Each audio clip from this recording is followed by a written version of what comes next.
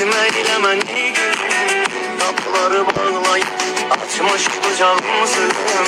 Düşünmesem mi hiç sensiz akıl eylemem. Derdimi her gece tenhalığa söylemem. Beni senden sonra dert ile yıktı ki sensizliğin aman. Dermanı yoktu ki yüreğimde yetipse. Nefesim senin sen, hayatım günüm ömrüm. Nefesim senin sen.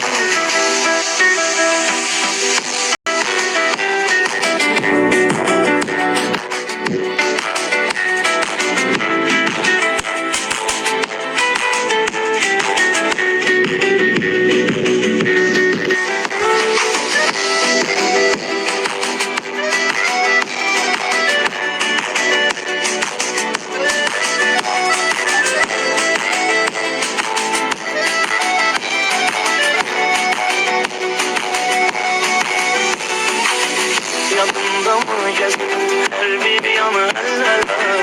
Ne geldi herkese aşk bela olur bela. Ben indi neyini görsem o adamları. Bakıp yüzümen herkes savaşta bela. Ben senden sonra derdime yıktı ki sensizliğin aman. Dermanı yoktu ki yüreğim